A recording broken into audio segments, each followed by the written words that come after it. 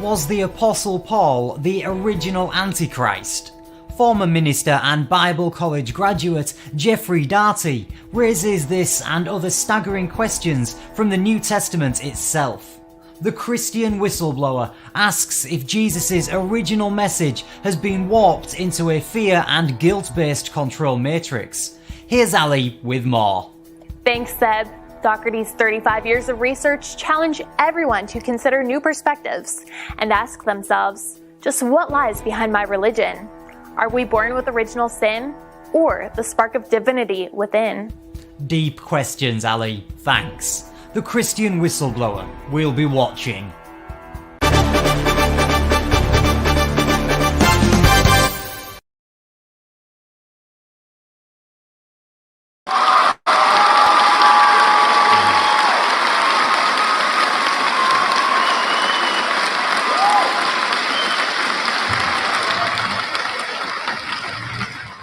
It's late night in the Heartland. Good to see everybody here. Good to hear everybody here. It's good to be here. I hope you're ready for some unindoctrination. No, I'm not blind.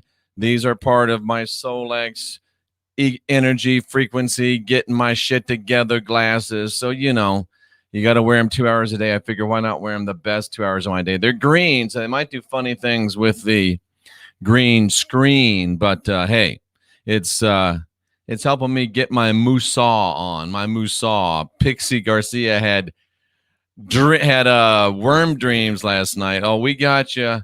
We got you covered for some dreams coming up tonight. Trust me. We got a lot of great stuff coming up.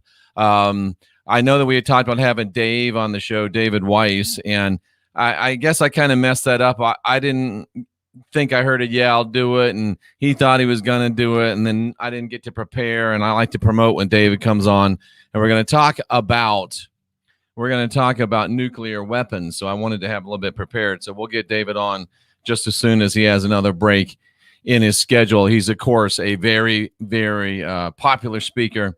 And we're glad to have him anytime that we can. And we want to do a little bit of follow-up on our Weird Shit Wednesday. And then we want to talk about reptilian parasites, the cross, and Jesus.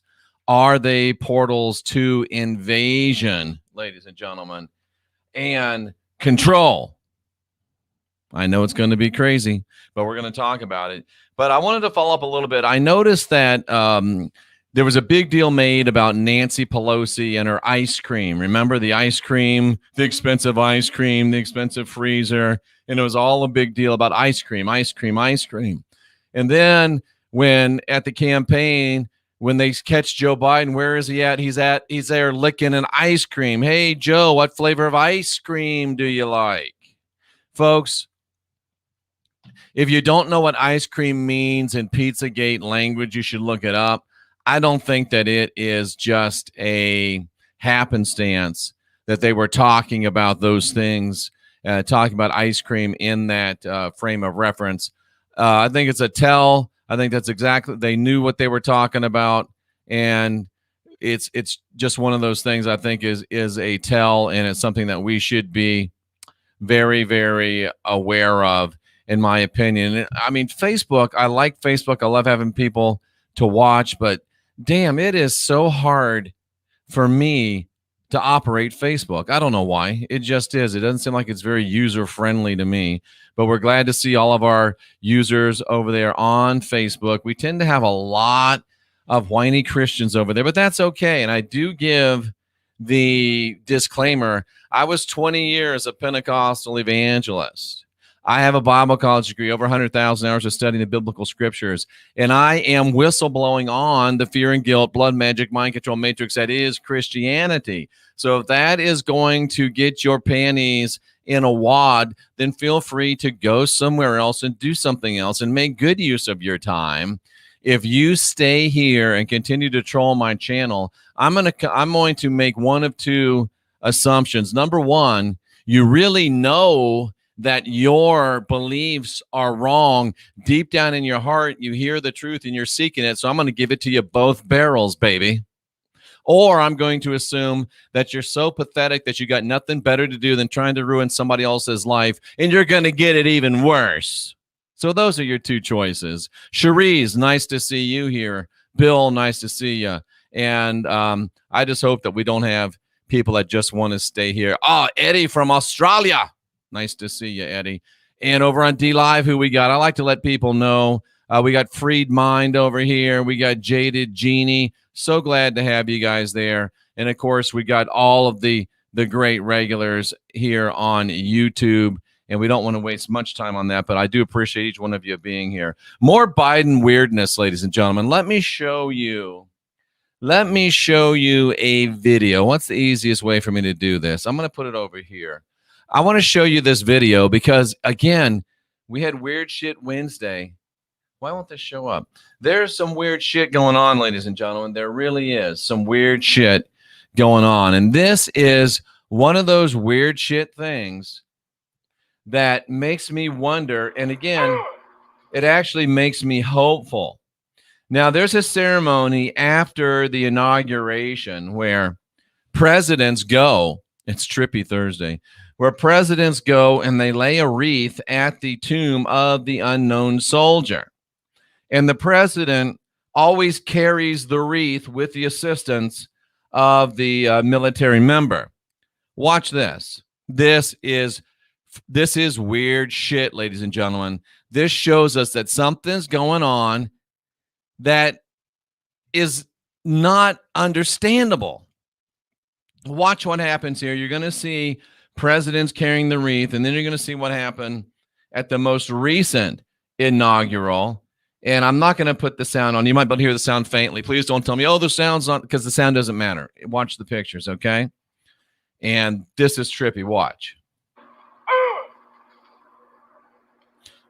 There's W. They even let W carry the damn thing. Come on.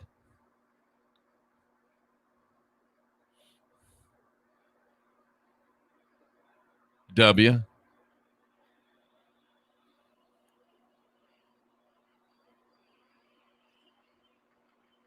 They let Obama touch it, and he's black. It's a joke. Don't get all upset. So there you go. You got W carrying it. You got Obama carrying it.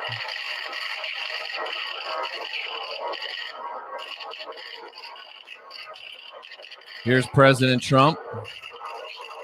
President Trump is carrying it.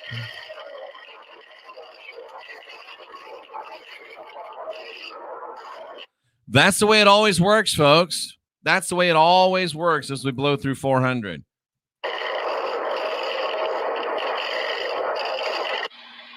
Now, Biden. He doesn't carry shit. They don't even want him touching. He's got to go up there and grab it at the end to make it look like he cares.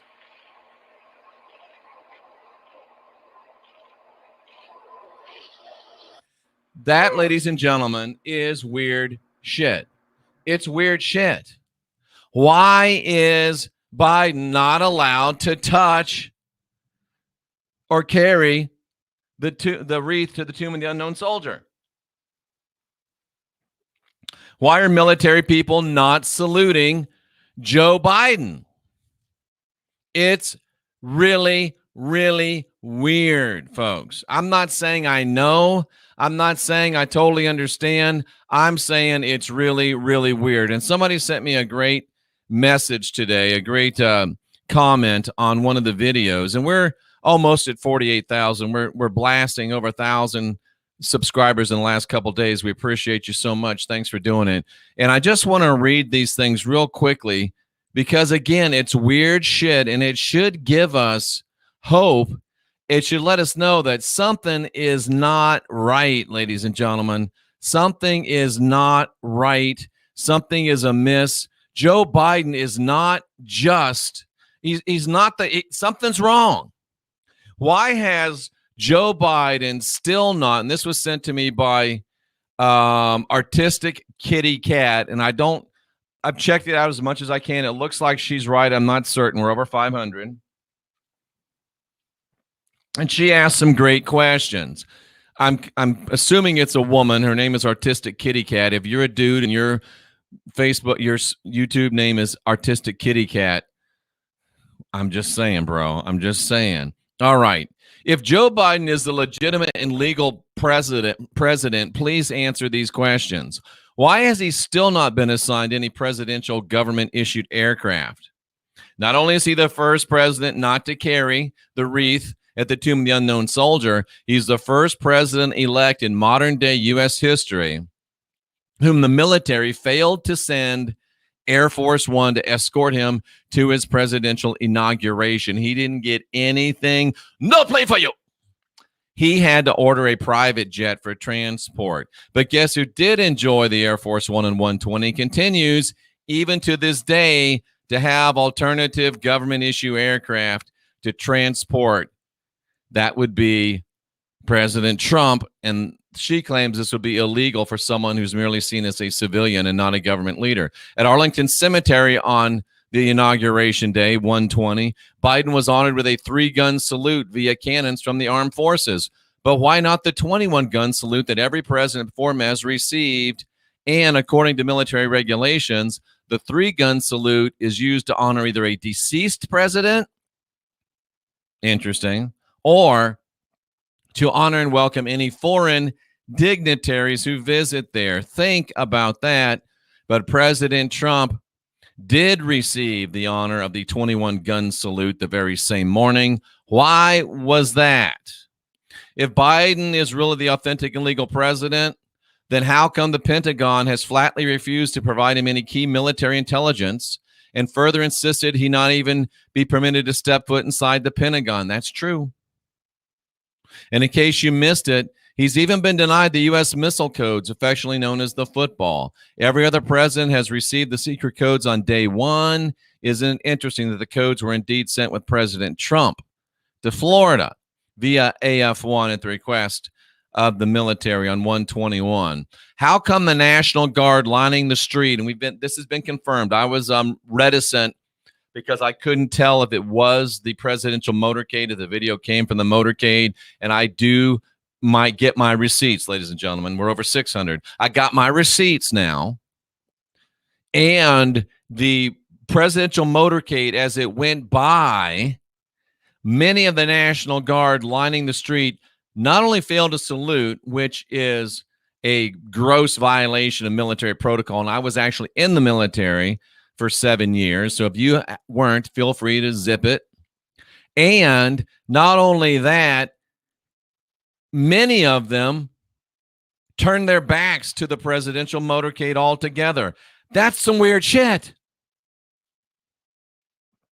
Clearly, and she's hypothesizing, these men and women failed to view this man as their commander-in-chief, and not one person has been reprimanded for demonstrating such a lack of respect. She says, not a one. And of course, we saw this walking down a hallway. Jill Biden extends her hand to a uniformed officer. He refuses to shake it. Now, that could be, expected if it was just a regular chick, but this was the first lady, allegedly, of the United States, and he would have gotten in a ton of trouble for dissing the true first lady. How come, if Biden is the real president, why is the Secret Service communications box missing from the Resolute desk? It's not there. Trump had it. Obama had it. Bush has had it. Clinton, Reagan. They've all had it. But why not Biden? Why is he sitting in a fake Oval Office, either the Hollywood Films Castle Rock or at the Clinton Library? Why is there a parking lot and vehicles outside the faux White House windows, but only green grass and trees outside the real Oval Office windows? And if you guys still want to debate that with me, then you're an Oval idiot. Don't even start. I'll ban you. Don't even start.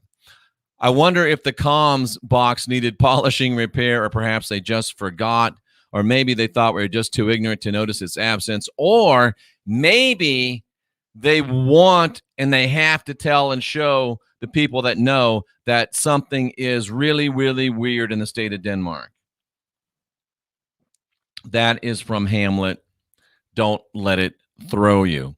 So thank you for that. That was a thoughtful and an insightful comment, and I'm always glad to get those type of comments because I don't always get them. Trust me, I don't always get insightful comments. So we're very, very happy that we did receive one there.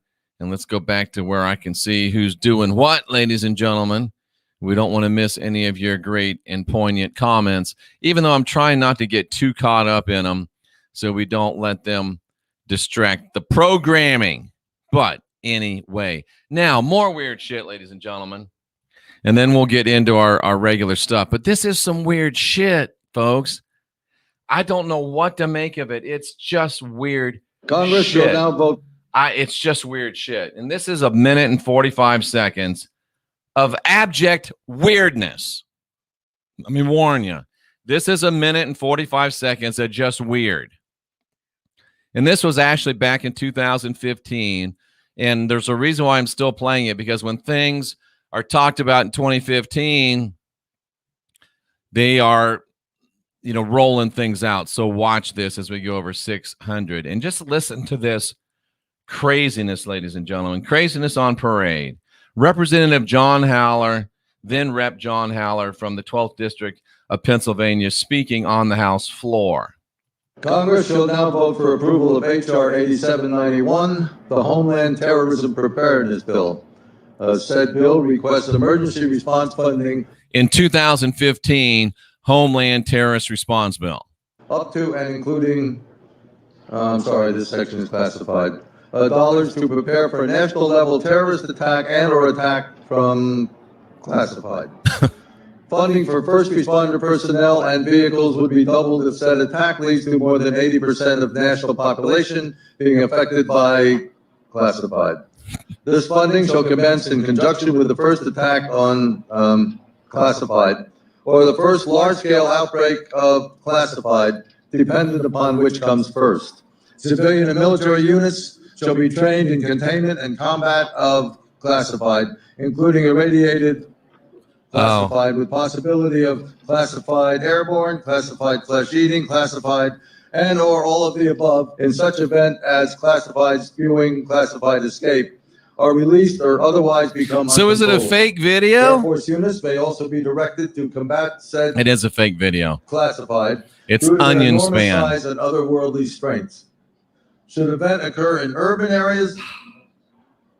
Every now and then, ladies and gentlemen, even your Christian That's whistleblower classified, gets far surpassing caught. our darkest nightmares. Somebody sent The me casualties, this, and I trusted the source without really looking at it. And it's from The Onion, which is a fake, a spoof type of site, but it's still funny. It's still funny. And it still illustrates what we're talking about. So it is The Onion. It is funny. I did get caught. My bad. Dyer throws herself on her sword.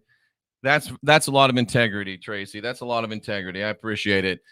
We allowed Tracy her first mistake in all the years that she's been providing me with information. So it is hysterical, but it's not real. See, that's what you do when you make a mistake. As we go over 700, you say, hey, I made a mistake. And I did make a mistake. So there you go, ladies and gentlemen. But let's get into what we're going to talk about tonight. And I think you're going to be, it depends on who you are. If you have an open mind, and if you really want truth, and if you really desire truth, and you really love truth, you're going to be blown away. If you're a Tino, a truther in name only, you're going to be really, really mad. And if you are a Christian that has no rationality left, you're going to be really, really mad. And because I am a man of peace, and because I am a service to others individual, I have prepared for you, ladies and gentlemen, just for you, the little bitch report form. And it is something that if you feel like you have been mistreated, you can fill out the little bitch report form and let us know that your feelings are hurt. And we will take it and give it all the due consideration that it warrants. So If this bothers you, please feel free to fill out the Little Bitch report form and submit it in triplicate. Then you can submit it again in 30 days for final disapproval. So here we go. Reptilian parasites, the cross, and Jesus. Do Jesus and the cross open you to reptilian parasitic invasion and control? Folks, we talked last night about Joe Biden. We showed you footage last night, I think irrefutable footage, of Joe Biden having some sort of parasitic entities in his body coming out through his wrists, looking around, shooting shit out of their mouths, putting, like puffing up gas, going back down. It could have been their ass that was puffing the gas, but I don't know. Look like they had to me. They could have been sticking their ass out. They could have been doing that. It's possible. Could have been some ass gas. It could have been swamp gas from. They could be from the dark side of Uranus, and it could be swamp gas. But at any rate, there's some kind of a entity. Matt, you can come on, man, or you can go watch the damn video and not look like a dummy. But anyway, go watch it. And not right now, but watch this one right now. But that got me thinking about reptilian parasites. And then Tracy Dyer sent me an email that said, how about the fiery serpents in the Bible? And I said, oh, it just went ding, ding, ding, ding, ding, ding, ding, ding, ding. I'm like, wow. There's something here. Wow. There's something here. So here we go. Twilight Traveler. There is a video about the Wetiko virus, the Wetiko parasite on this channel. Just search it up in the search bar. All right. So here we go, folks. The fiery serpents, Tracy's redemption. That's right. Now, let me just read this to you really quickly. And the Lord sent fiery serpents. Remember that. The Lord sent fiery serpents. This is Numbers 21. Among the people.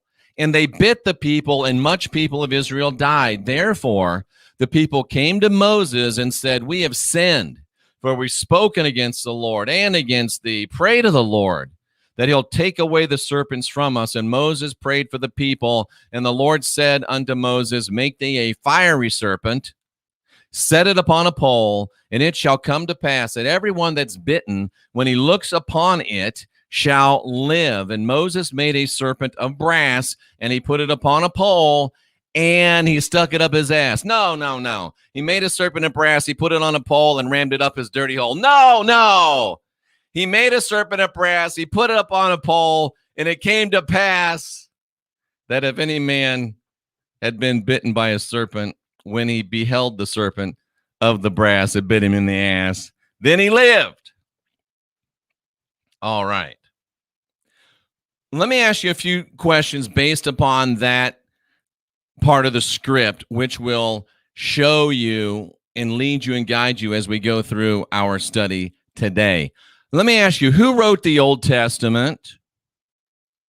And Lav Dancer takes those jokes and says, that's the ultimate act of submission, and that's what it takes to be a Christian, doesn't it? Ooh, I like it. Who wrote the Old Testament? We know who wrote the Old Testament. The Limbs wrote the Old Testament. They did. Who wrote the New Testament? Every single writer of the New Testament was a limb as well. What is the religion of you Christians called? I'm going to start calling you Xtians because I don't like saying that C word. What is the religion of the Xtians called? It's called Judeo-Christianity. Who sent the fiery serpents? Let me remind you. The Lord sent the fiery serpents. Who's the Lord? He's the God of the Bible. He sent the fiery serpents. Why did he send the fiery serpents?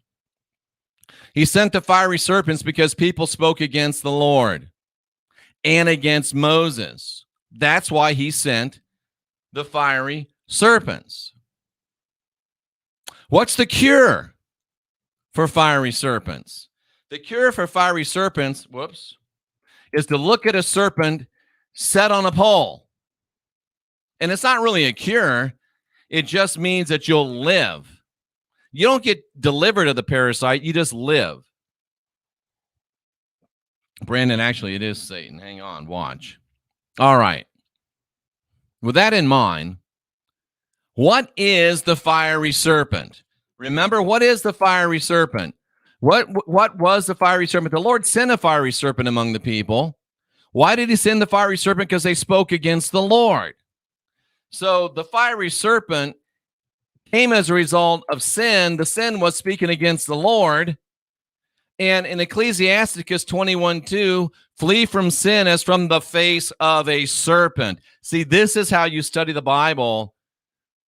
Irrational Christians on Facebook that are freaking out right now. This is how you study the Bible. You compare scripture with scripture, words with words.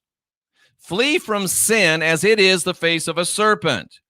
For if you come too near to it, it will bite you. Do you see this? Bite, serpent, sin. Same in Ecclesiasticus, same in Numbers. The teeth thereof slay the souls of men. So there's a thing called sin that is metaphorically spoken of as a serpent. If you come close to it, it bites you and it slays your soul. Now, if I wasn't the man of integrity that I am, I would just let this go, because most of you would believe that Ecclesiasticus is Ecclesiastes. It's in the Bible, and I wouldn't have to make this. But what I'm actually going to tell you is Ecclesiasticus is from the Apocrypha.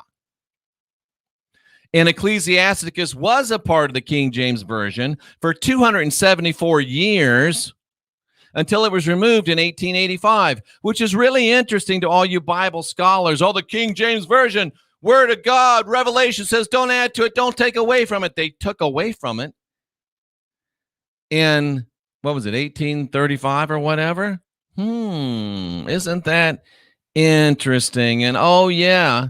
You guys can use the fake Nag Hammadi. You guys can use the Apocrypha when it suits you, but you don't want me to use it. That's because you use the Apocrypha, you use the Nag Hammadi when it suits you, just like you use the Bible. Because some of you are like Reformed Christians. You're smarter Christians, and you say, oh, we don't use Paul anymore.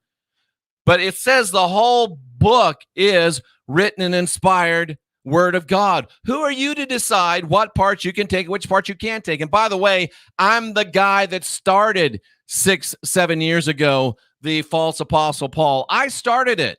I wrote the first book about it. I was the first one on Coast to Coast AM about it. I started the genre. You're looking at the guy that started the false Apostle Paul movement. Me. Jeffrey Daugherty, Apostle Paul Antichrist was the book I started. The Dead Sea Scrolls are also fake.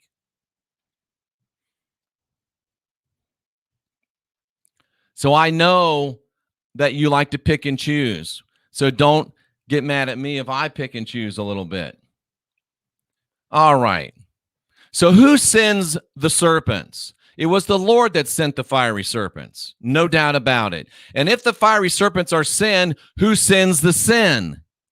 The Lord sends the sin. Jeff, what are you talking about? Even the script in John 1:1 said, John chapter 1 says that everybody that comes into this world gets the spirit of enlightenment and understanding and knowledge when they draw their first breath. That's your homework. I'm not going to show it to you, but it's right there in John chapter 1. Every man, when he comes into the world, receives the spirit of enlightenment. That's what's called a tell. That's what's called plausible deniability. Well, we told these dumb bitches that they don't have sin. It's not our fault if they let us tell them they did and use it. They told you that you don't have original sin. You got the spark of divinity within. But then they kind of told you that under their breath, and then they have sold you and told you that you're born with original sin, that you are a sinner in need of salvation, and you've got to come bend the knee in order to receive salvation, and they've got the only Savior in town. So you're locked in a fear and guilt, blood magic, mind control matrix, because you don't pay attention and you won't listen to somebody who's coming to set you free because you're under such spiritual Stockholm syndrome. I come to you with a message of liberty. I come to you with a message of freedom. I come to you opening the key to your cell, swinging open the door and say, run, bitch, run. And you're like, no. And you fight against me, the one who's trying to set you free, and you fight to stay. God, we just shot over 700. You fight to stay with your captors. It's crazy, ladies and gentlemen. Who brought you the message of sin? Who brought you the message of sin? That is the church's message all day long and twice on Sunday, sometimes 3 times, depending on where you go to church. What is the message that the Lord brings? Not only does he bring the fiery serpents, he brings the sin. You don't have any sin. But the bitch-ass God of the Bible murdered his own son, allegedly, to save you from the sin he gave you. It's called problem, reaction, solution. And you brilliant Christian scholars don't have any problem understanding it. You brilliant Christian scholars don't have any problem figuring it out when David Icke talks about problem, reaction, solution, which is not the Hegelian dialectic, by the way. Do some study before you use terms that you don't know what they mean. You look stupid, and then everybody believes you, and everybody else starts talking stupid. Problem, reaction, solution. Problem. You're a sinner. You're going to burn forever in hell if you don't come and get salvation, and we got the only Savior in town. That's problem. Reaction is, oh, I kind of went over it. Problem is you're a sinner. Reaction is you got to have a Savior. Solution is we got the only Savior in town. That's called fear, guilt, control, blood magic, mind control, matrix. I'm the Christian Whistleblower. How you like me now? I'm doing a good job, aren't I? Good work, Jeff. Sometimes I got to pat myself on the back because ain't nobody else going to do it very often. So this Lord, the same guy that sent the fiery serpent, sent the sin. And who did he send the sin to? He sent it to the people. I got to show you this in the text because you won't believe me. And you shouldn't believe me.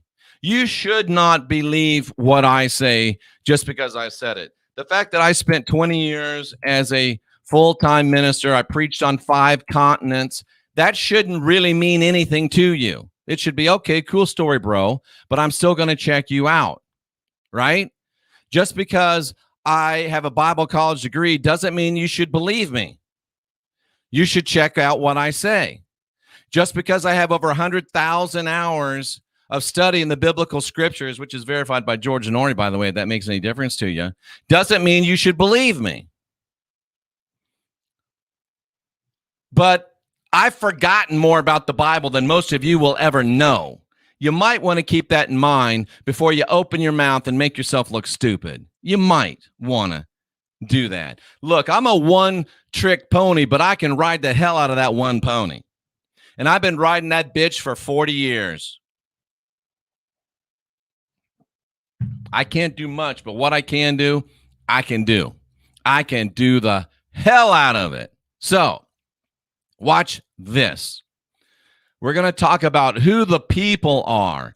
And this is so important. Watch this. And this is called Bible study. You don't see much of it. I know you're not used to it, and you certainly don't do it. But I'm here to teach you. I'm here to show you.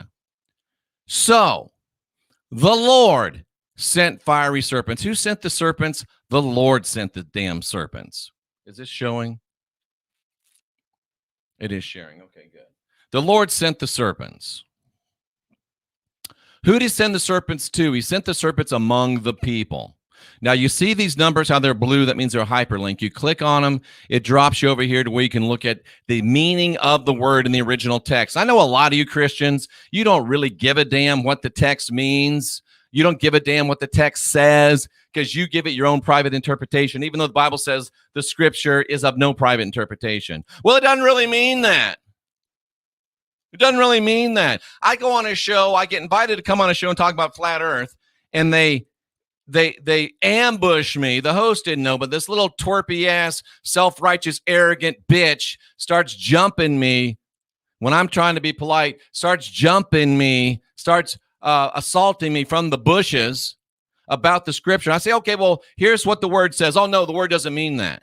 Well, here's what the word, oh, no, the word doesn't mean that. When it's very clear what it means. Listen, if you don't give a shit what the words mean, then I got no time for your little bitchy ass. When you're ready to talk about the text and have belief in the text, then we got something to talk about. Until then, you can go have your circle jerk with your other Christian friends and jerk each other off and make a big mess and pat yourselves on the back for how spiritual you are. But if you can't believe what the text it says, the original language it says, you're not even a Christian.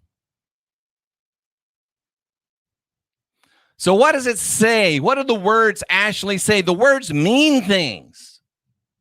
So the Lord sends snakes among the people. What does the people mean? The people means the folk.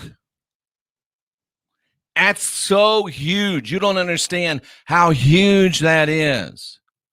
The words mean the folk. I'm going to blow your minds. This was written. It's written about us. It's written about us. Watch this. I'm going to blow your mind. So the Lord sent the snakes, which are sin, remember? He sent this idea of sin, and we're just getting started. He sent this idea of sin among the folk. And in German philosophy, and it's really in German F's or V, so it's Volk. In German philosophy, which would be Aryan philosophy, and Aryan doesn't just mean white people, it means the people that are called to divinity, sovereignty, and freedom. It means the people that can see through this blood, magic, mind control, fear, and guilt matrix. In German philosophy of the late 18th and 19th centuries, the Volkgeist, which is the folk spirit, which means the national spirit, the national pride, the honor, the right, the yearning, the patriot mindset. And it's not necessarily in reference to the Deutscher nation, the German nation, but strongly correlated with the development of national identity and pride. So the Lord sent this fiery serpent of sin, this original sin idea. Remember who the Lord was. Remember who wrote all the words of the Lord. We're over 700. They sent this idea of original sin to break the national spirit, to break the national pride, to break the national identity. They sent this idea of original sin to break the spirit of divinity, sovereignty, and freedom. They sent this message of original sin to break your knowledge of knowing that you're divine, you're sovereign, you're free. All the pagans, and pagan just means people that are too smart to be a little Christian bitch. Do you know pagan just means either like redneck country folk, or it means the person that does not align with the dominant religious paradigm. Pagans are people that are too smart to be little Christian bitches. Pagans are people that believe they're divine, they're sovereign, they're free, and they're not going to bend their knee to some homo-looking bitch with long hair, little baby blue eyes, wearing a dress. They're not going to do it. They're not going to do it. And this idea of original sin was sent to make strong, proud, divinity, sovereignty, loving people with that Aryan spirit, the will of the blood that says we're divine, sovereign, and free, to believe, to bite them, to make them believe, and to inject them with the venom that they're born with original sin. And the same people that invented that lie of original sin also invented communism. I'm giving you some homework here. Look up and study who funded, promoted, started every single communist revolution in the history of the world, including the one that is attempting to sweep the United States right now. Who is behind every communist revolution in history. It says see page 3. Well, what's page 3? What does he mean, see page 3? Well, let's go back to page 3. Well, that's 1. That's 2. That's 3. Oh, who wrote the Old Testament? Oh, the same people that started communism. Who wrote the New Testament? The same people that started communism. What's the religion called? Oh, those people started communism. Their God sent the fiery serpents. He sent them because they were talking against the Lord. And they also send them to people that talk against communism. What's the cure? To look at another serpent on a pole. Ooh, this begins to get interesting, ladies and gentlemen. This begins to get interesting. It really does.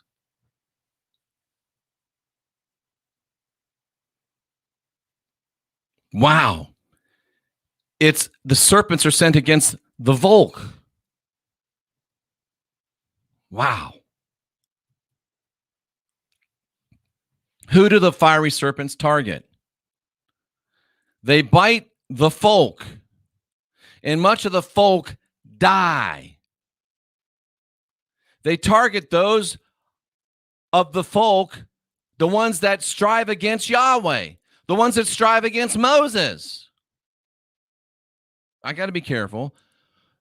Who's being targeted today?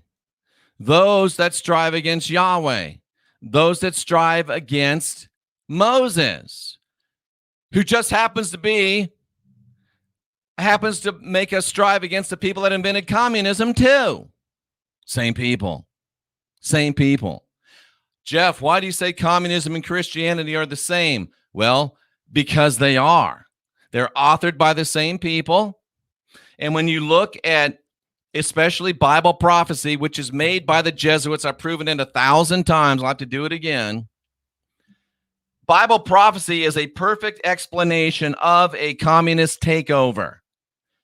And it puts you in the place of the bitch that just sits by and watches it go and happen, doesn't fight, and then pat yourself on the back and squeezes each other's ass and patting you and congratulating each other for how spiritual you are.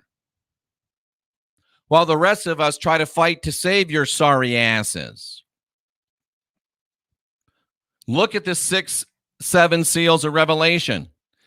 They're the description of a communist takeover. And if you want to argue that with me, what happens at the end of communism? There's one guy ruling from one place with unquestioned authority. What happens at the end of Revelation? One guy ruling from one place with unquestioned authority, and he just happens to be the God of the guys that invented every single communist revolution and invented the Bible. But I'm sure it's just a coincidence. Nothing to see here. Nothing to see here.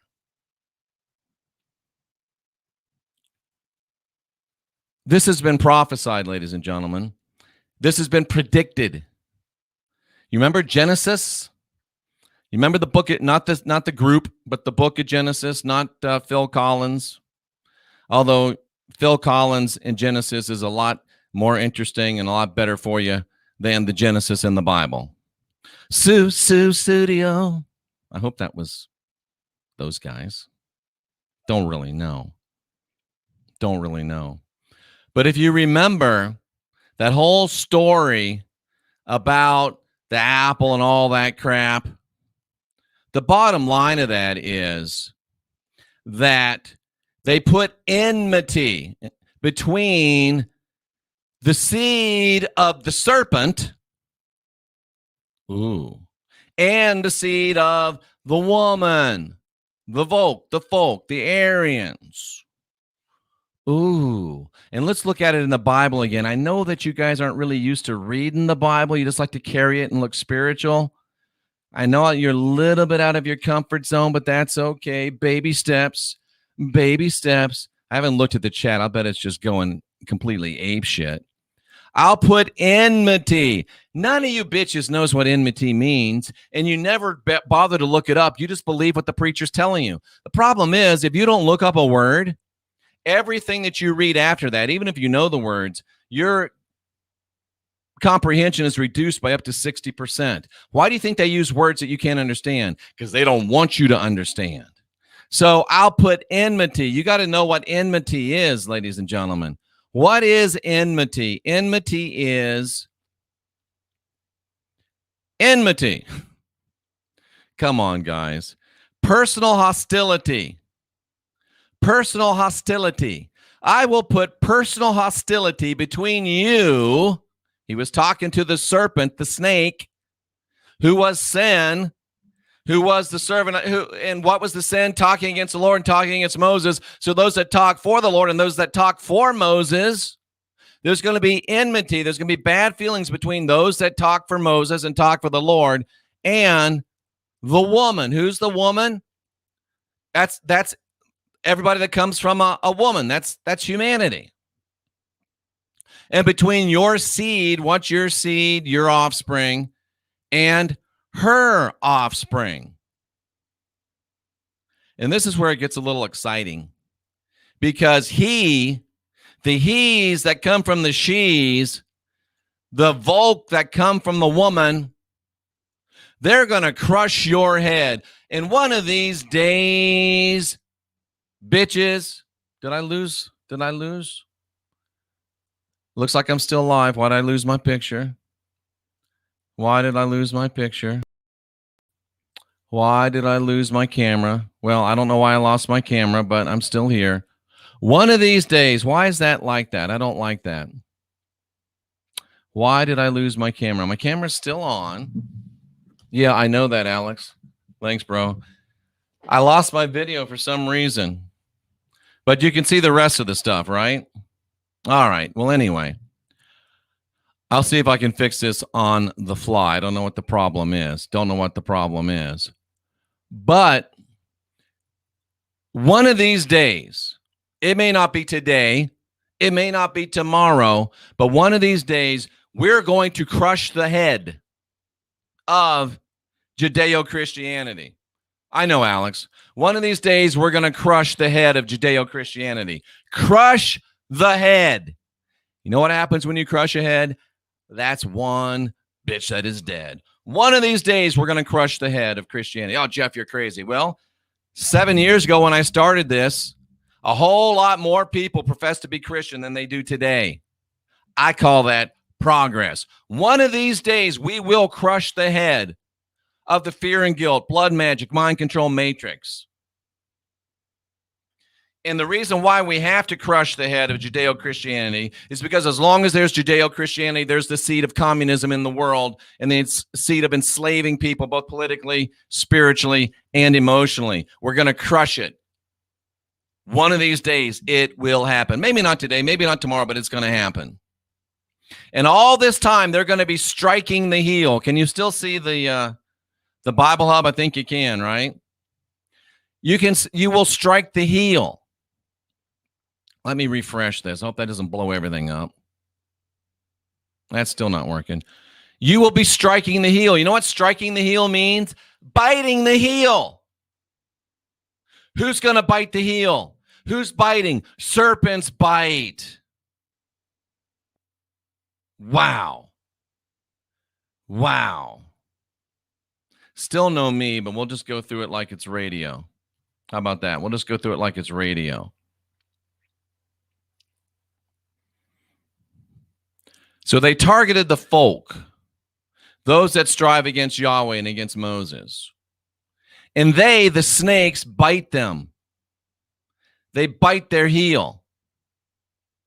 What do serpents and snakes do? They strike his heel. A snake strikes, doesn't it? And it bites your heels. They lie in the grass because they don't have the balls to make calls. They won't ever call you up and challenge you when you open your phone lines. They just sit in the chat room and snipe. They strike from the grass. They're the snakes in the grass. They lie in the grass and they bite you by sneak attack. And once you figure out who they are, you can just go over and crush them. You can just go over and crush them. But to do that, you have to be willing to identify them. And I'm like the only one that is willing to identify them. I say the limbs, you know what I'm talking about. I say the Sanhedrin, I say it out loud. That's who we need to crush. And this is one of the only real prophecies in the book, because someday we will crush their head. One of these days, me and Chris Woodward are going to crush them. One of these days. But what happens and what's been happening for 2,000 years? The Volk have been running to Moses. The Aryans have been running to Moses. The divine, the sovereign, the free have been buying what they're told, buying what they're sold, and running to Moses. Therefore, because somebody told them they had sin, and it felt a little sting like they got bit, oh, I'm so sad, I'm sinful. Therefore, the people run to Moses. And they say, we've sinned, we've spoken against the Lord, oh, please help us. We've spoken against you, Moses. Oh, help us. Please ask the Lord to take away the serpents from us. The folk run to Moses, convinced they have sinned. Who told you that you sinned? The Bible told you you sinned. Who wrote the Bible? The preacher told you you sinned. Do you remember in Genesis chapter 3? Who told you were naked? Who told you sinned? The serpent told us that we were naked. Who told you that you sinned? The Bible told us, God told us, Jesus told us. Well, you've just identified the God, the Bible, and Jesus as the serpent. Because the serpent's the one that tells you that you've sinned. What is sin? Speaking against the Lord. And by the way, isn't a vaccine a lot like a snake bite? They both puncture you very quickly with very sharp implements. They both inject a toxin into you. Therefore, the people, the Volk, ran to Moses, buying the sinner lie. Oh, we're so sorry we spoke against the rat bastard, the little bitch Bible God. We're so sorry we talked against him. And we're so sorry we talked against you, Moses, even though you never even existed. Please ask the Lord to take the serpents away from us. The tragedy is that the Volk, those of divine, sovereign, and free heritage, have run to the religion of Moses and begged for a middleman. Please, will you go and talk to God and tell him to stop being mean to us?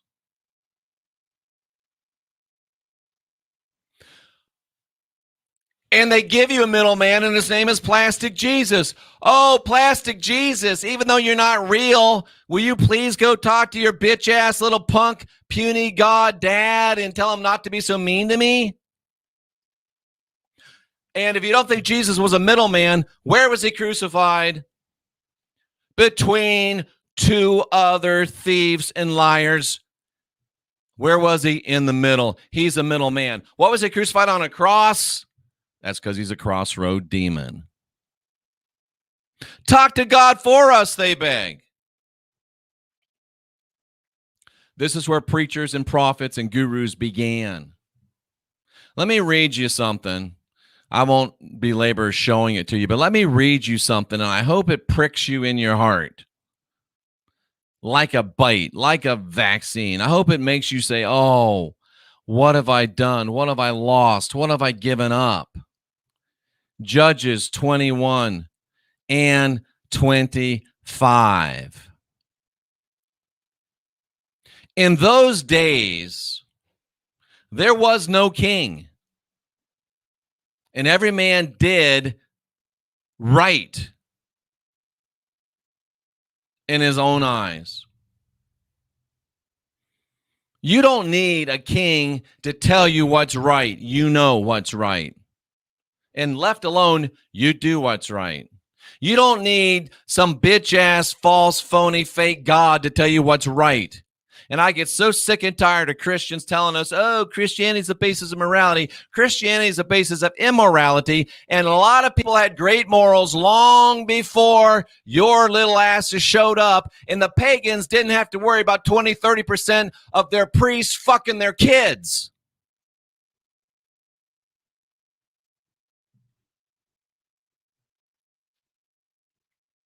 Matthew 7:1, in that same frame.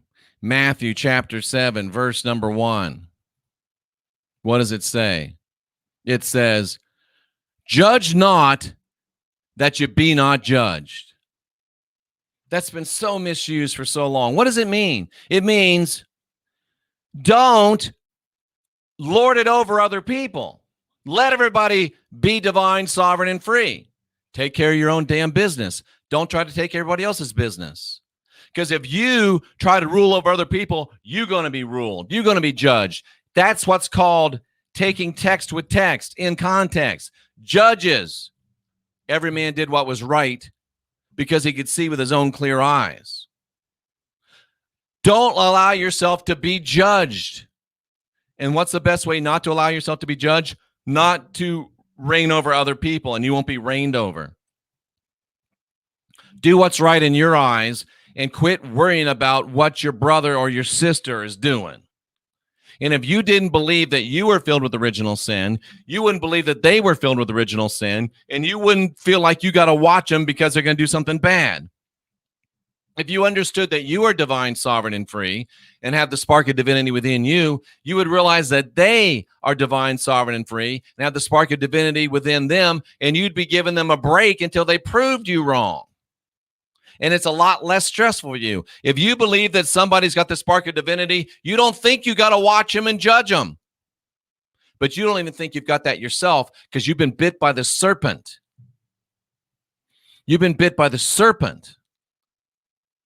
Please get him to take the serpent away that he gave me. Please get God to save me from the sin he gave me.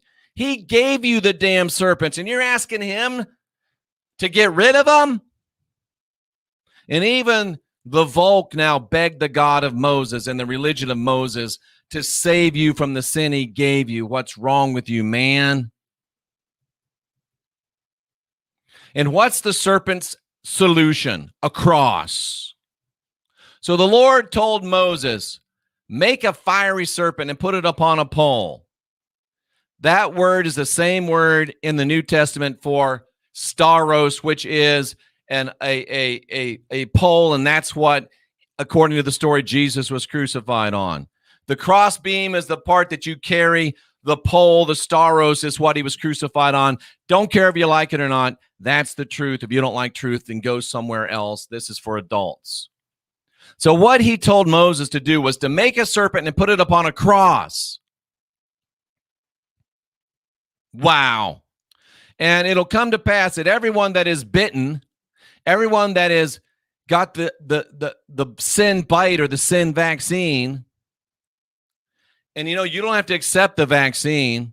You don't have to accept the sin. You don't have to accept the bite. You can say, I'm divine, I'm sovereign, I'm free. I'm not putting on the mask. I'm not taking the vax. Oh, ladies and gentlemen, that's what this is all about. This is all about this whole mask thing. This whole mask thing, ladies and gentlemen, is about you learning not to take the sin bite. It's all about you learning not to take the original sin bite. It's about you learning not to take the original sin mask. It's about you learning to say no. They're testing. They're looking. They're trying to see who will and who won't. Who are the bitches and who are the real people? That's what they want to, that's what they're finding out. And I just turned off my YouTube, turned it back on, and it didn't show up. So my picture's not showing up. I know I'm sexy as hell, and you guys are sad that you can't see me, but what am I going to do? Try this again. Let me look at one more thing here in the camera. Let's do the camera. What's the matter? the high definition webcam, the HP cam.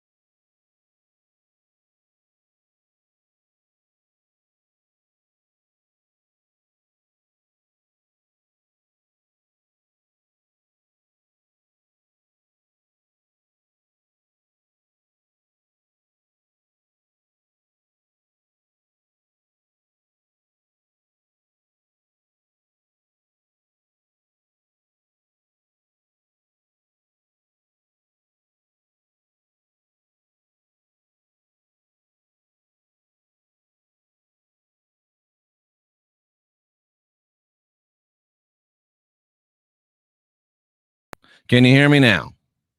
I think you can hear me now. Sorry. There were it's everything's screwing up right now. I think you can hear me now, right? I think you can hear me now. It looks like you can hear me now. All right, thank you. So, take this serpent, put it on a cross, and everybody that buys the vax or the bite lie, when they look upon it, that cross, they'll live, but they won't be healed.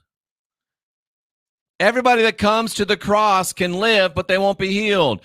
Just as I am without one plea, but that thy blood, you little serpent snake, was shed for me. So Moses made a serpent of brass, and he put it on a cross. And it came to pass that when somebody buys the serpent bite or gets the sin vaccine, whenever any man buys the sin lie, when he sees the serpent on the cross, he'll live, but he won't be healed. He'll just live. And even when you get saved, Christians, you're not saved. You're still a sinner saved by grace. You're not healed.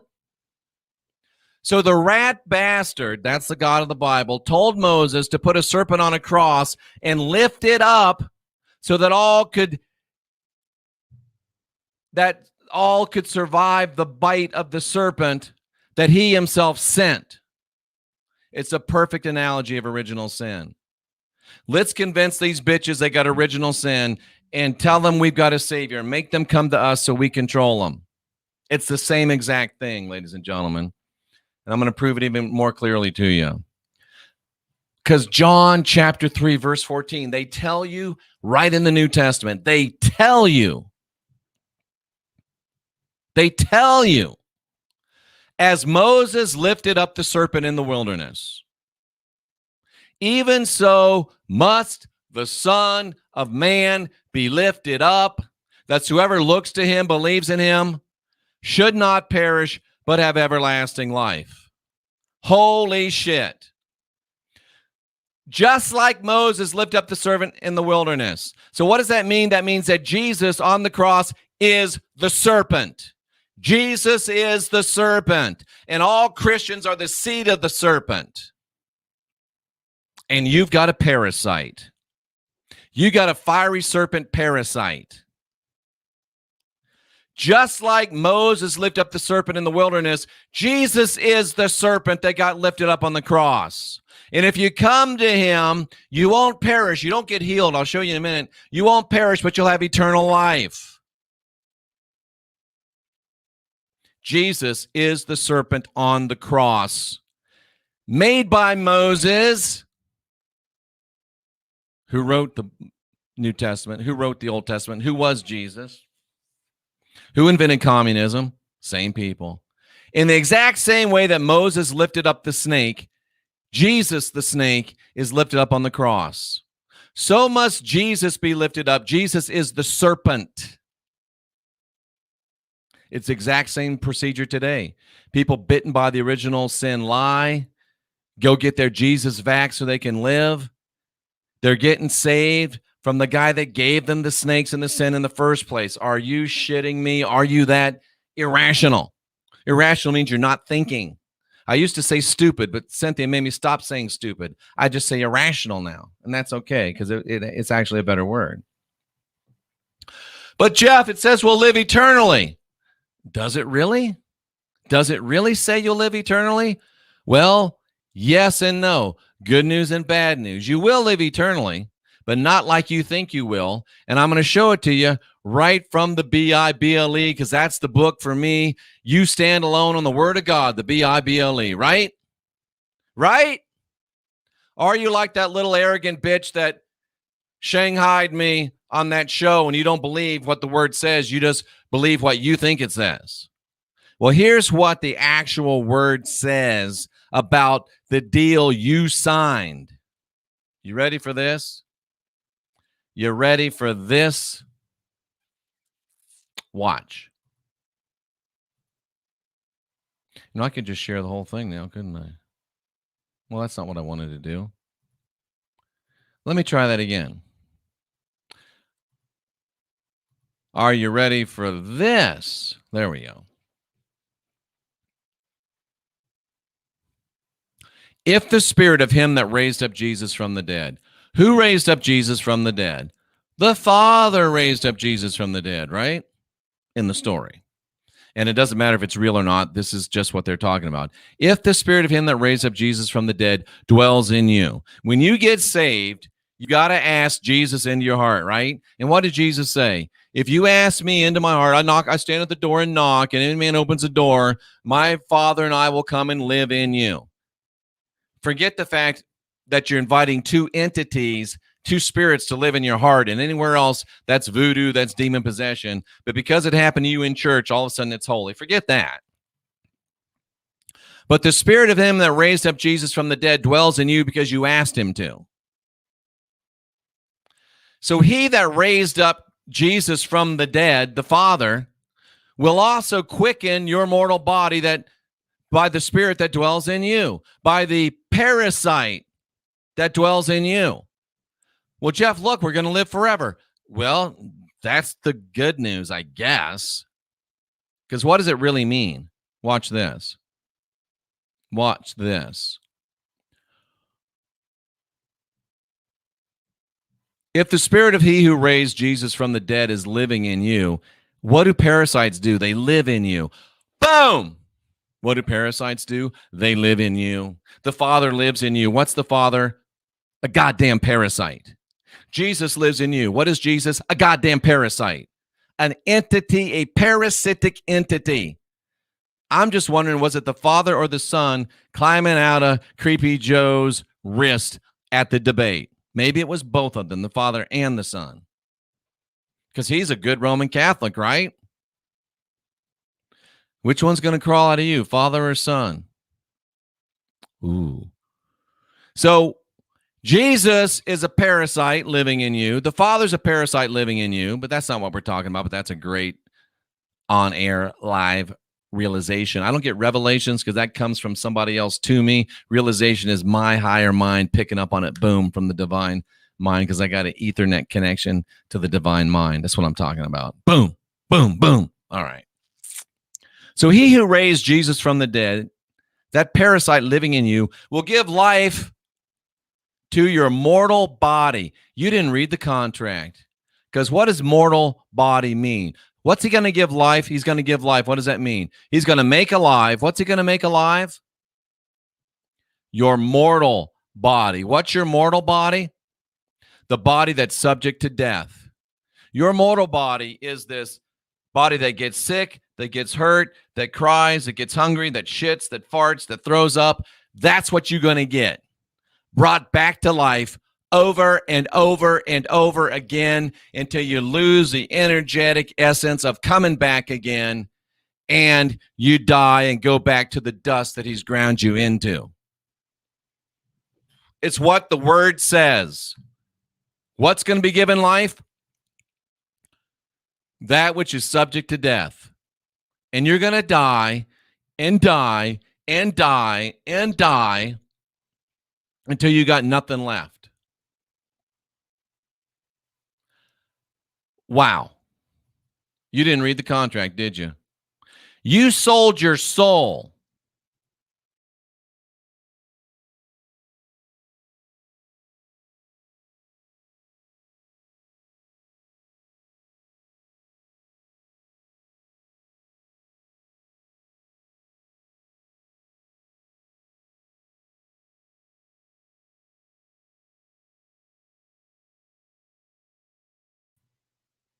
I think I'm back. You sold your soul, ladies and gentlemen. You sold your eternal, undying essence just so you could come back in this rotting, sick, farting, shitting, throwing up body. So he could use you again and again and again and again. It's what he meant in Numbers 21:9. When you look to the serpent on the cross, which is Jesus, you'll live. You live just like they live. The Jesus jab. Here's that. Is that the Father or the Son coming out of Joe Biden's wrist? I don't know. It begins to look like we're talking about a literal parasitic invasion and control. It begins to look like the fiery serpents are literal parasitic entities that invade your body when you say the sinner's prayer. Accepting the cross of Jesus infects you with a reptilian parasitic consciousness and a reptilian parasitic creature. You're accepting the Jesus jab. In Galatians 5:9 says that a little leaven works through the whole batch of dough. So you let a little bit of that Jesus bitch in, it takes over your whole body. That's Galatians 5:9. What is leaven? It's the doctrine of the Pharisees and the doctrine of Herod. Who are the Pharisees? Who was Herod? I'm telling you what sin is. I'm telling you what leaven is. I'm telling you what the bite of the serpent is from the scriptures. It's the leaven. And by the way, that's the words of Christ in red right there, bitches. I know some of you love those red letters. Those are the red letters. Mark 8:15. Beware the leaven of the Pharisees and of Herod. Now, I got to teach you something about the Bible because some of you are looking at your Bible. And I'll show it to you right now. I'm going to teach you something that even you irrational, silly, losing your damn mind Christians right now don't even know. Watch this. Watch this. Mark chapter 8 and verse number 11. I want to show you something. This is going to help you in your life if you really do want to be helped. It's 8:15, my bad. It's not it. It's not it. I hate it when I do this wrong. Beware the leaven of the Pharisees and of Herod. It's not Mark 8:15. Sometimes I get so busy. Oh, there it is. It's right there. I'm wrong. I thought I was wrong, but I was right. Does that mean I wasn't wrong? I don't know. But watch this. Watch this. Trying to show you how to study the book you claim to know. Okay, you see this? Where is it? Beware the leaven of the Pharisees and of the leaven of Herod. When the words like that are italicized in the King James, that means they were added in. It doesn't mean they're important. So this should read, beware of the leaven of the Pharisees and of Herod. So there's a leaven that is from the Pharisees and from Herod. And if you don't believe me, all we have to do is look at the interlinear version of it. Watch out, take heed of the leaven of the Pharisees and of Herod. It's the same leaven. It's a leaven that comes from the Pharisees and from Herod. Who were the Pharisees? Who were the Pharisees? You know who the Pharisees were. Who was Herod? Herod was the ruler, the Roman ruler placed over them. The leaven of the Pharisees and Herod. What's the doctrine of? It's the doctrine of Judaism and the doctrine of Rome merged. What's the merger of the doctrine of Judaism and of Rome? Judeo-Christianity. Judeo-Christianity is the leaven. And as the personification of Judeo-Christianity, Jesus is the fiery serpent on the cross. It's not just metaphorical. When you receive Jesus and you receive Jesus in your heart and the Father in your heart, you're receiving actual entities, parasitic entities into your heart and your body. Why do you think they have to keep your body coming back again and again? Because the parasites can only survive in a body. The serpent was in the garden and the snake is still in the grass. I wrote that for you, ass. Behold, I'm sending you like sheep among wolves.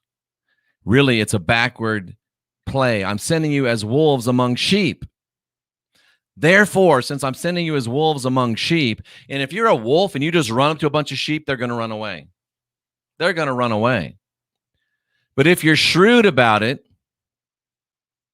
if you are being sent out as a wolf among sheep, if you're shrewd about it, shrewd like what? Like a snake, you hide in the grass and you pretend that you're innocent as a dove. Matthew 10:16. I'm sending you out like wolves among sheep, so you can't just go right at them. You got to be shrewd like snakes. You got to hide in the grass. And you got to pretend like you're innocent as doves. And remember what Genesis said in Genesis chapter 3? The serpent was more crafty than any of the other beasts of the field which the Lord God had made. Let me show you what shrewd means in Matthew 10:16. And go ahead and tell me after this that I don't know what I'm talking about. Go ahead and tell me that I don't know what I'm talking about. Where was it? Matthew 10:16? Is that what we were looking for? I hope my memory doesn't fail me, but we'll go back and find it if we have to. I think it was Matthew 10:16.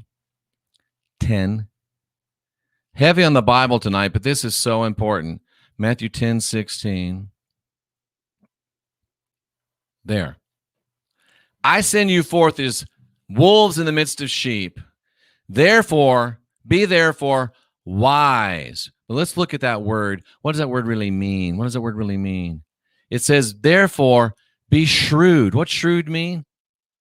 Shrewd means to be practically wise, to be sensible, to be, and it also has it contains crafty. I saw crafty. It must be somewhere else. But we'll get there. It's right here. Don't fear. Don't fear.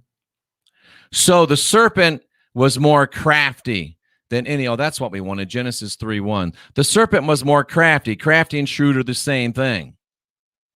So Jesus, in the red letters, since he's the serpent anyway, was saying, be shrewd like me. Pretend that you're a dove. I'm the Prince of Peace, even though I've come to bring not peace, but a sword. And the serpent was more crafty than any of the beasts of the field. And then what did Paul say in 2 Corinthians chapter 12:16, the guy that wrote 2/3 of your New Testament? Paul said that he was crafty. Crafty like a serpent. Crafty like the serpent Jesus.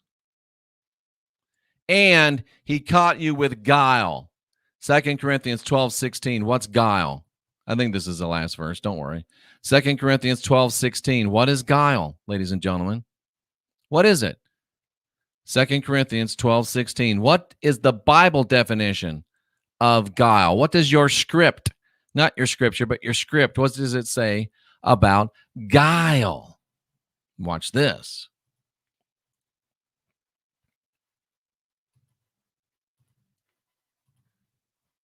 I caught you with guile. You know what? Let's look at what caught means. I caught you. What does caught mean?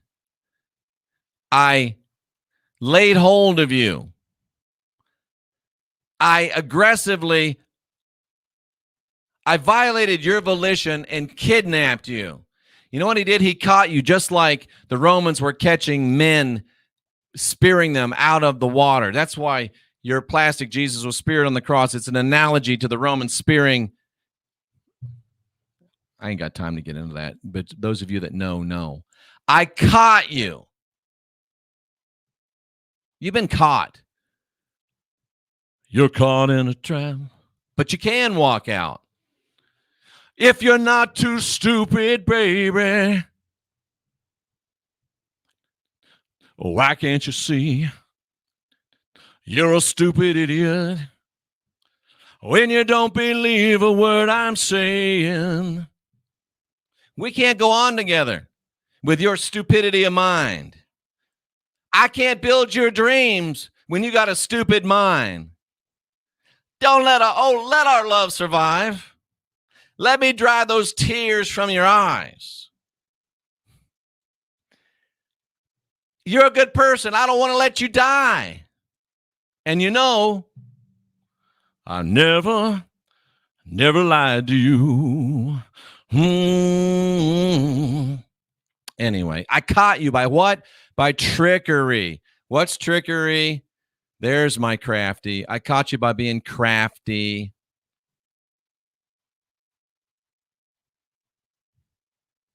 I caught you by being crafty. That's the guy that wrote 2/3 of your New Testament. That's the great Apostle Paul.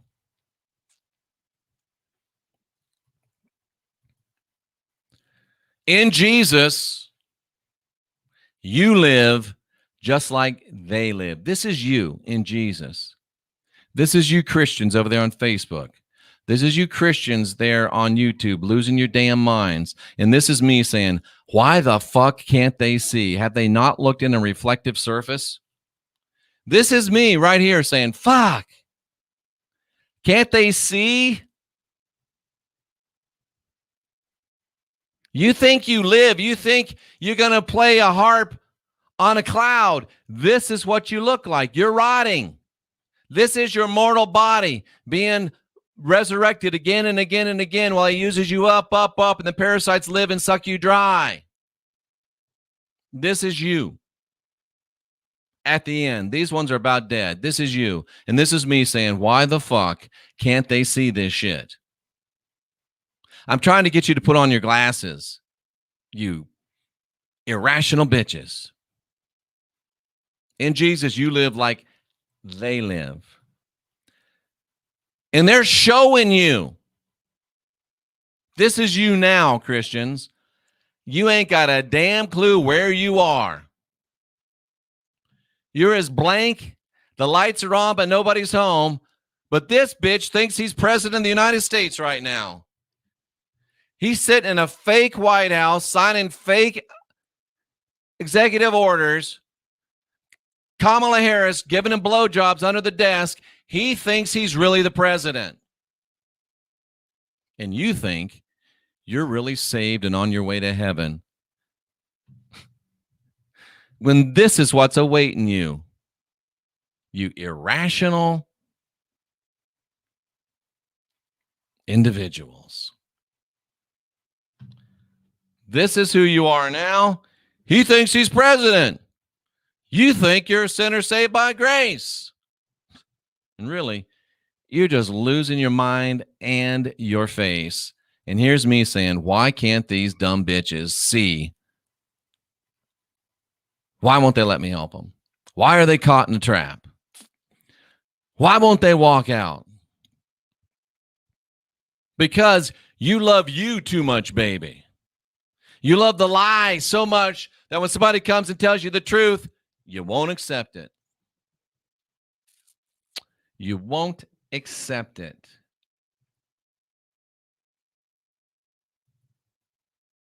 Dave sent me this. This is where you are, Christian, right here. And you don't even know it. You don't even know it. Now, this really sucks. I don't know why my camera's not working, but it's not. It's just not.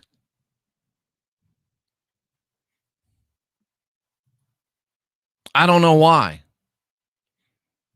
And I don't really care all that much because what's really important is still going out.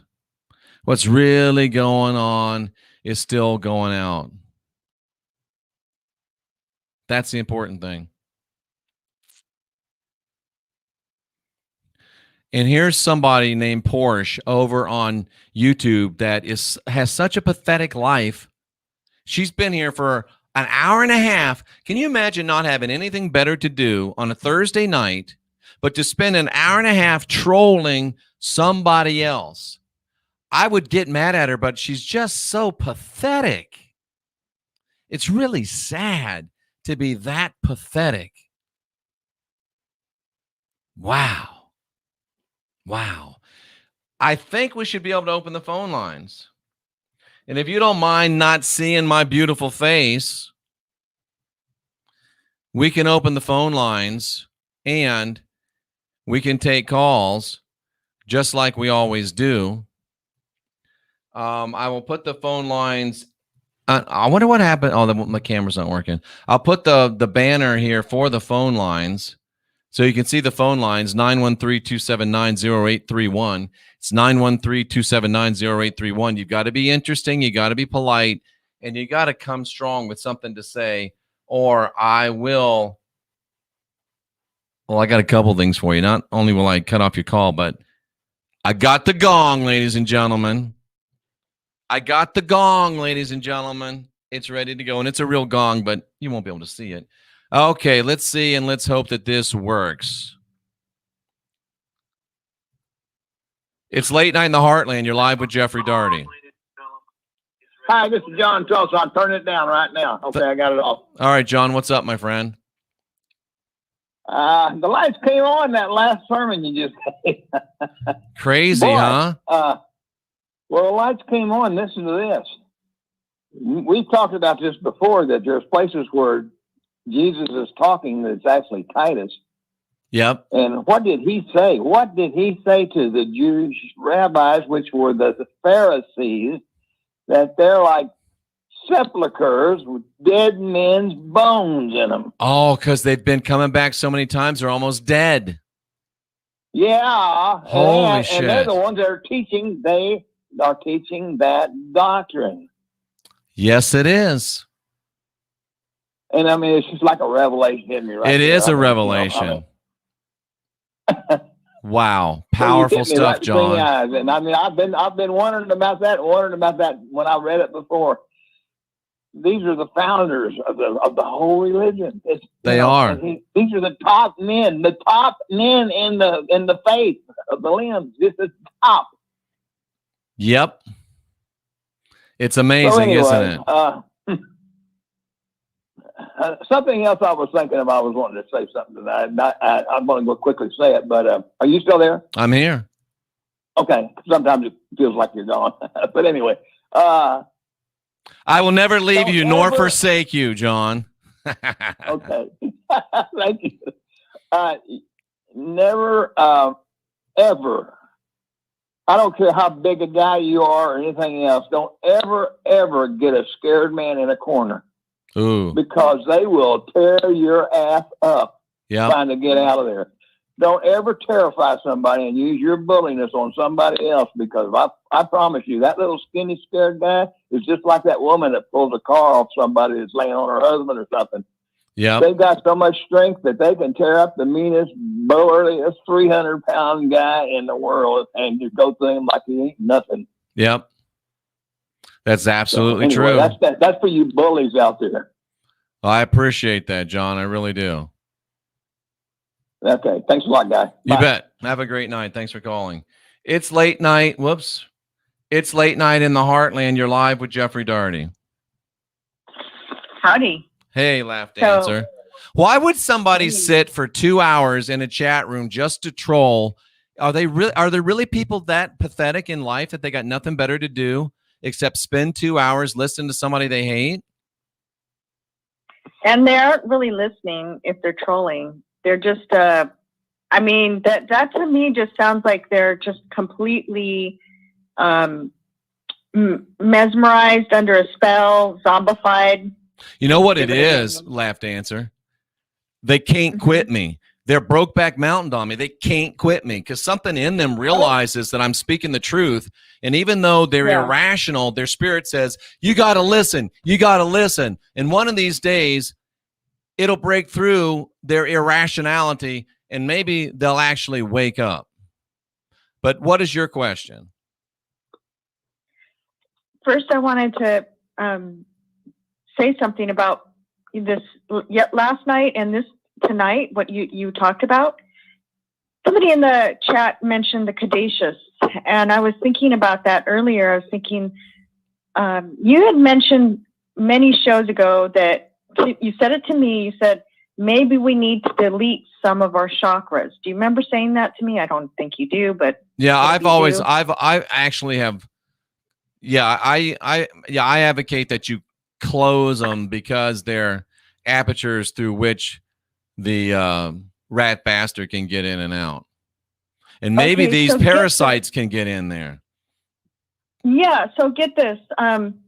You always explain to us, do your homework, go out there and research stuff. Well, I checked out somebody's channel that is on your chat, and I'm not going to name names, but there's a super amazing woman. Can I stop you for 1 second, Laugh Dancer? And I'm not saying in this particular case, but in general, when I say study and do your homework, that doesn't mean go watch somebody's YouTube channel. That means actually study in books and actually study data, not go listen to what some other talking head on YouTube means. And I'm not saying you did that, but when I say research and study, that does not mean watch YouTube. Okay, and I totally get that. And it believe it or not, it led me to a book. Excellent. Okay, so I just didn't get that far to explain that. The person that I looked on, they suggested a book, and then I read that book, and it just really opened my eyes to what you meant. Because at the time when you said it, I was so confused. I was like, I've heard so many different things about chakras. What the heck is he talking about? And then in this book, they talked about the fact that there's only really 3 true chakras. They're the Dantian points in the body. That's in the body. I'm not talking about outside the body. And that the rest of them were created as courting points. And when you look at the caduceus, what do you see? Caduceus. What do you see? Tell me. You see 2 snakes wound around this staff that is supposed to represent, what does the cross represent? The human body. And these snakes are wound around the staff. And then you just talked about this brass snake, this brass staff that was a snake. And I was like, oh my gosh, they're laughing at us. This is like and that's their symbol for medicine. And we all know it's just death. That is a great point. It really is. That's a great point. And it's all tied together. It's all tied together. It's Late Night in the Heartland. You're live with Jeffrey Daugherty. Hey, Jeff, it's Chuck. How you doing, bud? I'm good, Chuck. What's on your mind, my friend? Oh, you're right on tonight, man. You got to invite that bastard into your heart. And, you do. That's no good. Yeah, and it's like the vampire thing you always talk about. It's the vampirism. Yep, same thing that Jesus. You got Dracula and Jesus. You got to invite them both in because they both want to suck your blood. Oh, yeah, and you got these, 30-plus fraudulent documents that have been signed. It's ridiculous. And the only oval that he's got is an oval orifice. He does have an oval orifice. That's how she climbed her way up to the sea she got into before. Oh, Kamala's the oval orifice. I like it. That's funny. Yeah. I got a whole gang of that shit.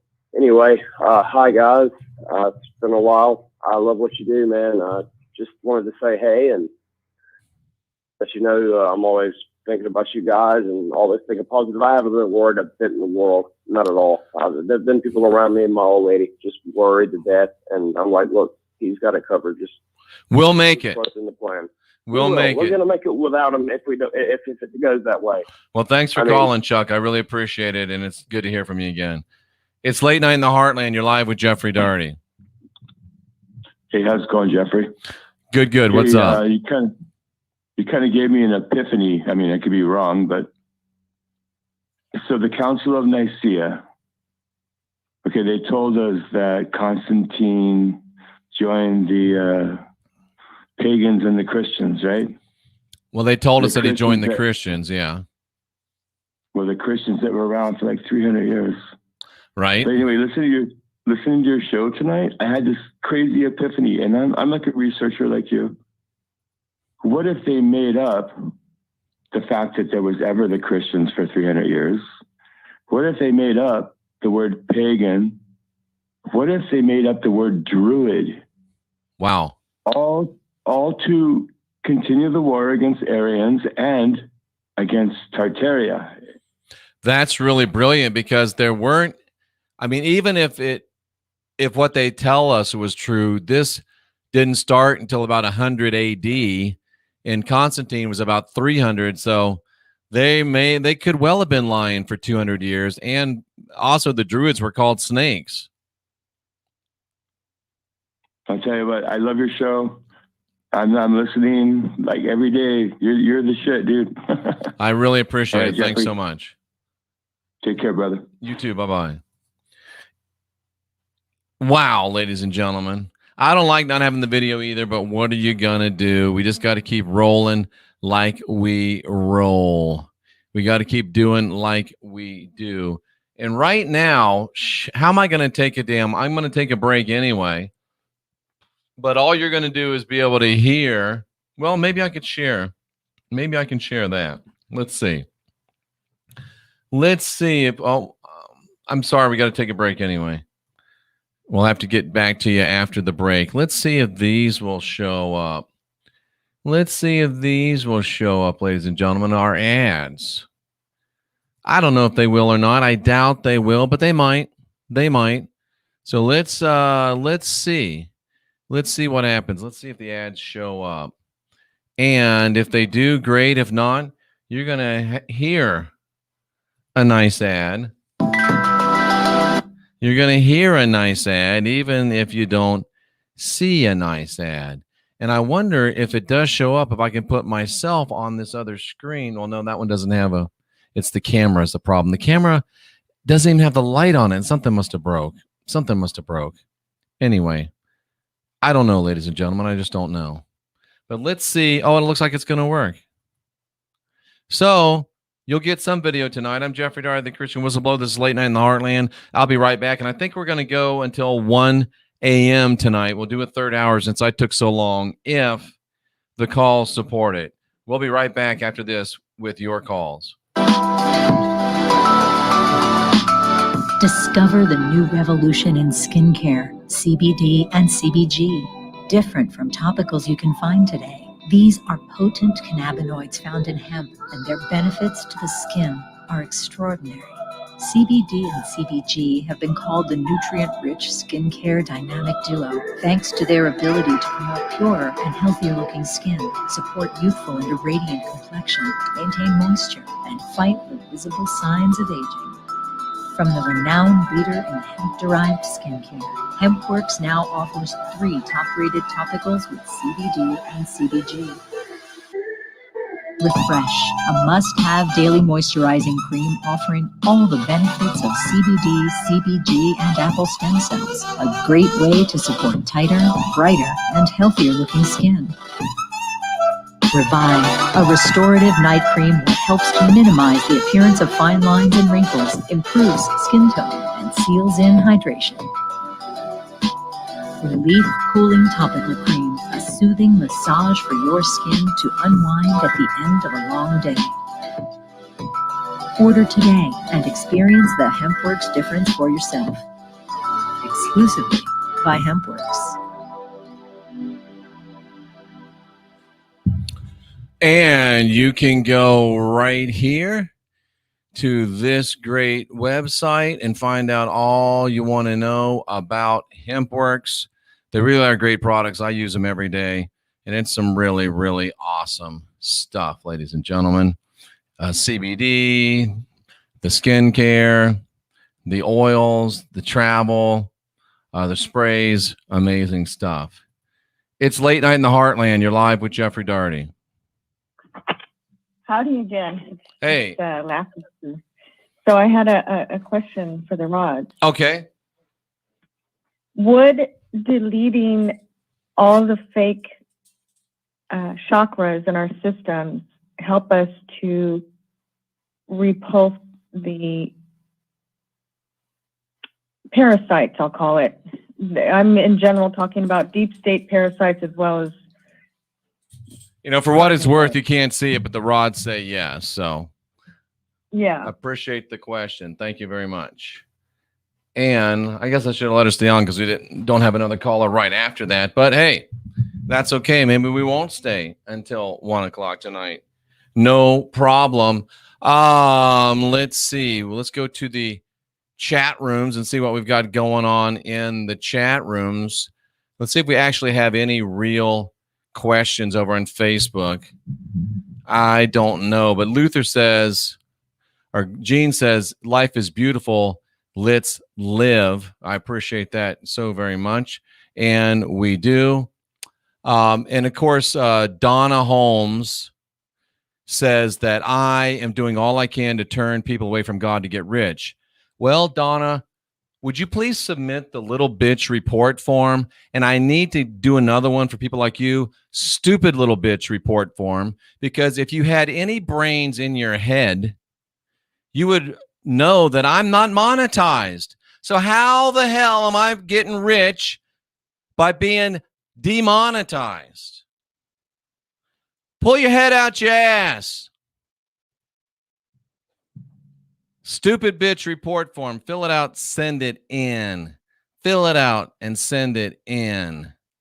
Yay. All of these people over here, 25,000 people watching on Facebook, and not one person with an actual, real question. Crazy. It's almost impossible. And then you got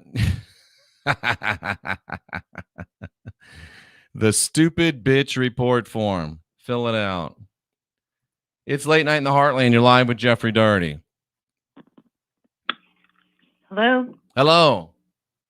Hi. I'm just calling to ask one question. Have you ever heard of the book entitled Unknown History of the Jews? No, I haven't. By E.E. Jessel? I have not. Have you ever, I think that you would really enjoy it. I've written some, is there an email I can send you information from about 10 different books I've been studying for the last 10 years? Sure. What platform are you watching on? Actually, I see you on YouTube. I usually watch Rumble, but I couldn't find you on there. Well, here's my, I just put my email in the YouTube chat room. And you can send me GothamLTD@gmail.com. I'll look forward to getting that from you. Oh, there beautiful. it is. Thank you so much. What else? Thank you for all you're doing. Have you ever heard of the Peshitta, the ancient Syriac Peshitta? I have heard of it. Yes, ma'am. Do you know that it was written way before the Bible, and it was the manuscript that both came from was changed 70 times, proven with science? Interesting. And also, have you heard of the Electric Rainbow, a book, or the Electromagnetic Frequency Universe? Yep.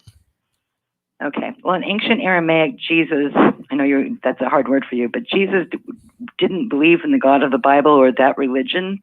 He was teaching and demonstrating science that's being suppressed. And that's it's much more easy to understand than in the language in which he was speaking. Huh. Well, that's interesting. Yeah, so I just thought I'd say that. Also, I was wondering how to reach Laugh Dancer because we both come from the Shumash tribe. I would just contact her. My email. Just contact her in the chat. I don't arrange personal meetings for several reasons. It's Late Night in the Heartland. You're live with Jeffrey Daugherty. Hey, Jeffrey. This should have been on Wednesday. I tried calling in like weird Wednesday. So, in a quick nutshell, Bill Gates is now like quite the owner of a bunch of farmland. A lot of it grows soy. I'm sure you're probably ingest all kinds of soy, right? All you can get. So anyway, I live in Washington. So they just made it to where it's legal to decompose bodies and return them to the soil. Oh, that's cool. Gates hasn't, well, they're doing it. So Bill Gates hasn't invested heavily. So I just want you to imagine this. I want everybody to imagine this. Soy grown with decomposed humans.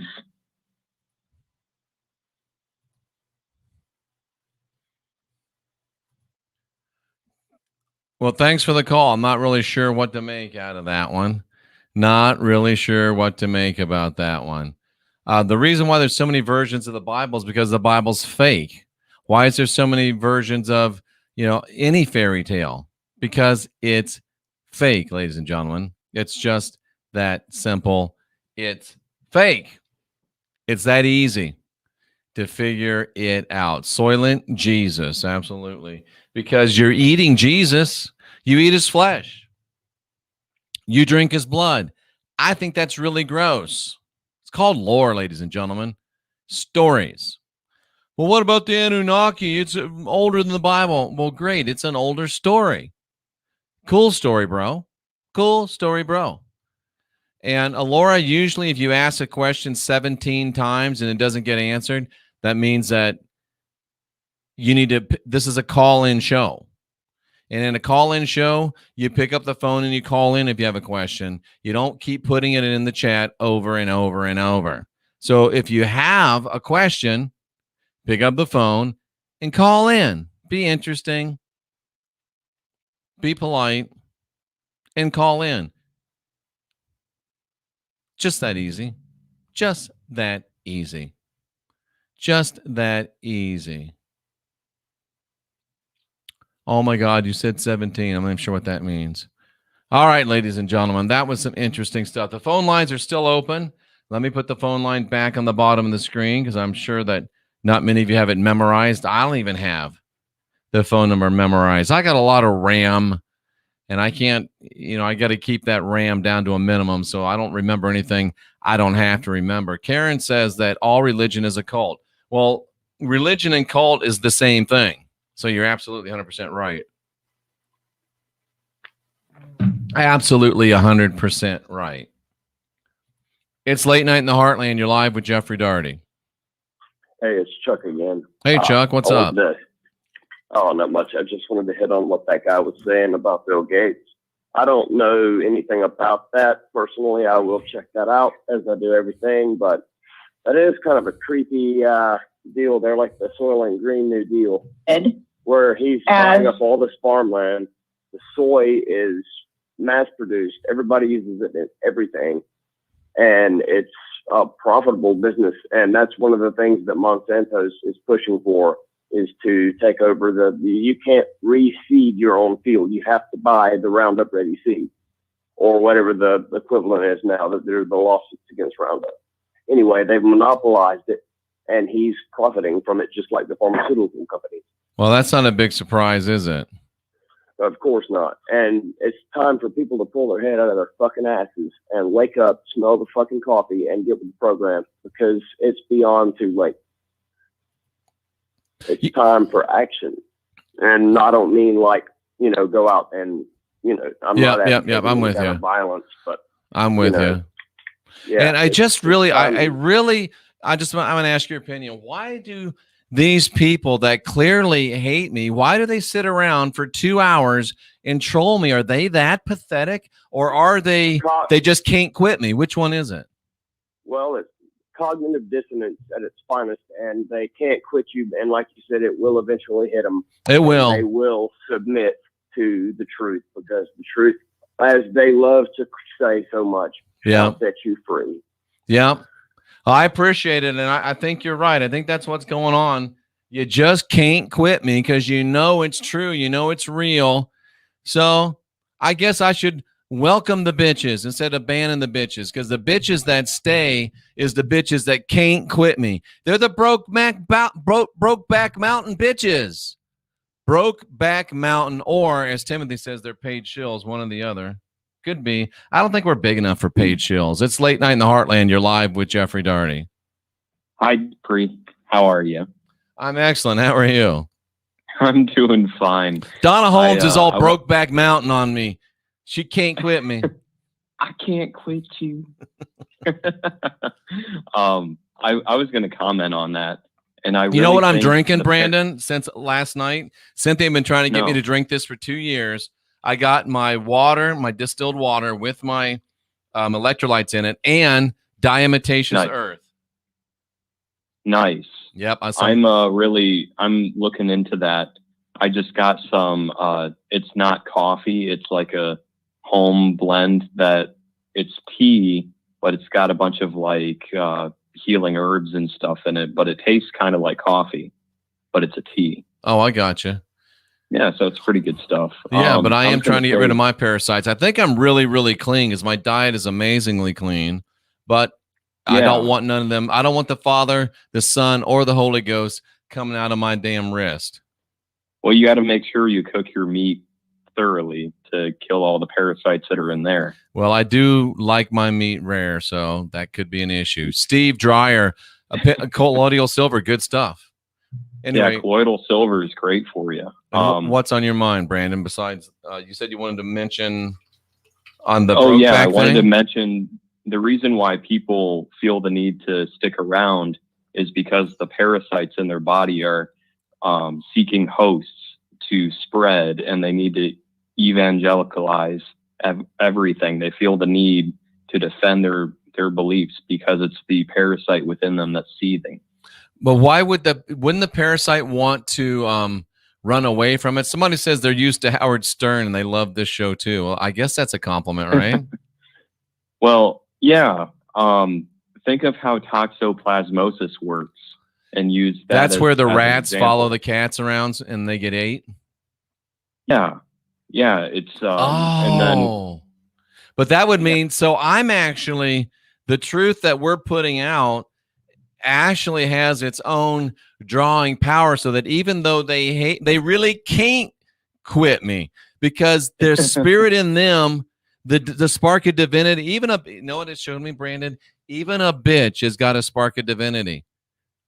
Yeah, so it's the spark of divinity in the bitch is fighting with the parasite, and if the longer they stay, the better. Because you know what that old Indian said? You got two Indians or two dogs fighting inside of him. Which dog wins, Brandon? The one he feeds the most. Stay here, bitches. I won't ban you. Well, they're into self-flagellation, you know. Yep. I don't think that's the way that you say flagellation. Flagellation. They're into self-flagellation. They thrive on discordian frequency. So they need the attack. Think of the way that the Zaya Dominions behave. Yeah. They love to attack other people out of nowhere to try to rile up controversy. Yeah. And they get off on that idea. Yeah. So this has kind of been to pardon the pun, a come to Jesus moment for me. It's been an epiphany. It's been a revelation. These broke back bitches can't quit me. So I probably should cut them a little bit of a slack. Can I still pick on them a little bit or no? Well, have you thought about the meaning of the word comeuppance? No, I haven't. What does it sound like? Come on pants. Come on pants. Yeah. Well, there's probably a lot of these. If these people are so pathetic that they're in a chat room with somebody that they hate for 2 hours, I'm imagining there's a lot of masturbation going on in their lives. Exactly. They want to drag people down to their level and beat them with experience. That's what Mark Twain said. Yeah. Don't argue with a stupid person. They'll pull you down to their level and beat you with experience. Did you see video from last night, Jeff, in Portland, what was going on? I did not. Well, of course, I mean, it's apparently been happening like for the past up to months, but I think that the military needs to get directly involved in declaring a disaster for Oregon, because what's going on in Portland is Antifa, like every night, are doing protests and vandalizing federal buildings now. They lit a dumpster on fire, pushed it up toward the federal ICE building in Portland, and it's getting crazy. And there's only like one of those guys that has an actual real rifle. All the other guys are using riot shields, and they've got pepper ball guns, and they just need to, like, honestly, they're trying to provoke an attack so that they can justify their position. That's all Antifa and these Black Lives Matter protesters are doing. But they're engaging in property destruction and civic unrest, and really they need to be slapped. Absolutely, they do. Hey, Brandon, somebody's on hold. Let me go grab them. Okay. Thank you, sir. We'll talk to you again soon. Mm-hmm. It's Late Night in the Heartland. You're live with Jeffrey Daugherty. Hey, Jeff, how's it going? Good, man. What's on your mind? We're almost out of show. Okay, yeah. I know that you don't believe in Jesus, but, you know, I don't know if there's a higher God or something, but I prayed to him and I said, please don't bring the COVID to our city. And guess what our percentage of COVID is right now? What's that? 0.00. Well, that's awesome. I am glad that your positive intentions. And why would you pray? Why would you? I don't think I think you prayed, but I don't think you prayed. I think what you did was you manifested a positive intention. Praying is like, please help me because I'm too lazy and too bitchy to help myself. Praying is allowing something else to PREY on you. You didn't pray. You stood up like a man and you manifested your positive intention. Do not bring that dosum whisk to our town. You didn't pray. You stood up like a true man and manifested that shit. High five that you can't see, bro. Boom. Let that be a lesson to you. Why would you pray? Why beg like a little bitch? Why beg like a little bitch? Don't beg. They want you to pray because when you pray to them, you become prey for them. Fuck prayer. Start manifesting like a motherfucker because that's what you are. You done learned you a big lesson tonight. Manifest, manifest, manifest. You've already seen how it works. It's Late Night in the Heartland. You're live with Jeffrey Daugherty. Hey, Jeff, I'm going to go ahead and hit the pause button. Big guy, what I'm going to do is I'm going to be a first-time caller. I'm hoping I'm ending the show. Let's end the show on a high note. This is Tommy King. King TL, I'm here on behalf of DITRH. I've heard about you from calling on the Journalism Show last week. Sir, I just want to, I know I'm jumping in hot and diving in heavy. That's all right. Thank you for what you do, sir. Go ahead now. How are you doing? I'm doing. Are we ending the show right now? Yeah. What's on your mind? Share something with me. Give me some good stuff. Hey, what it is. What I want to let you know is thank you for what you do. On the simple fact that them boys that brought me to this channel and the way the whole cycle works on what you're doing for people, keep it going, keep pushing. I love the bitch ass form. I want to hand them out just when you're walking by people. You can. That would be. You should get. It'd be nice to keep that, some of them on your person just in case somebody, could use one. You might just drop them out your pocket for no damn reason. You might. You might even like do like they do in the airplane. Just put out leaflets all over the whole country. Right in the back of the seat. I'm just looking for your opinion. So I appreciate what you're doing, man. The vibe you bring is a perfect vibe for what we're looking at. We're looking at is the election what it is?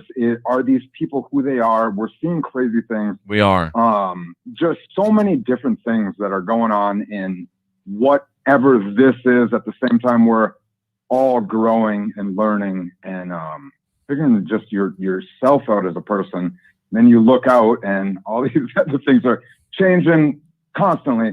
And so to bring the truth and not even, who knows what that word even means, but just opinion to second guess whatever it is.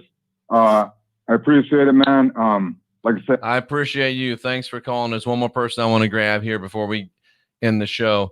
You got about 2 minutes. Please tell me what's going on your mind. All right, John. It's John in Tulsa. All right, John. I watched the video of McCarthy, I think was the senator that got with Trump today, and they was talking about, which is weird too. Why is the Senate minority leader meeting with the next president? That's weird.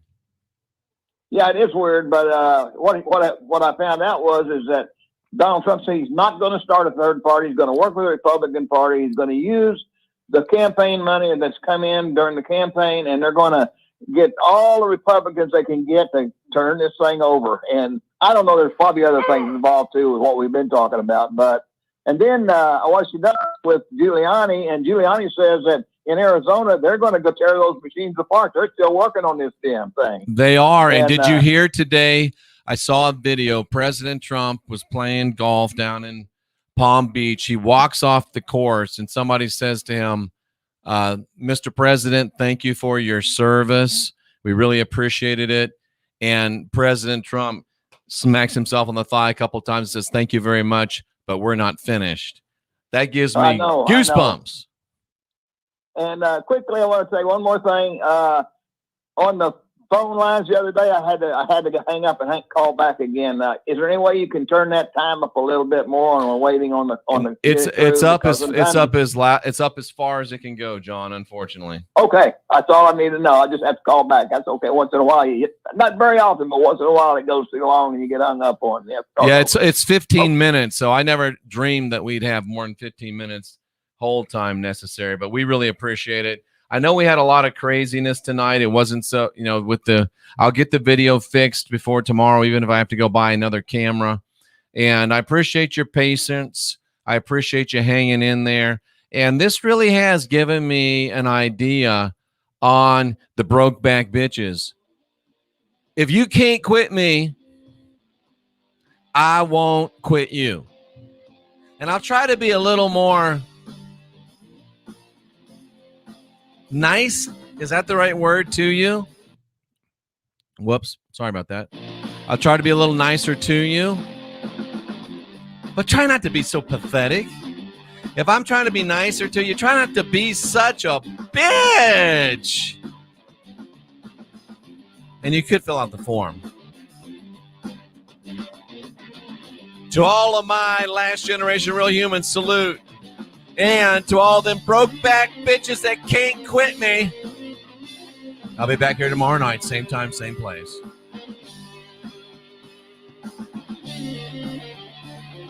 I can't quit you, Jeff.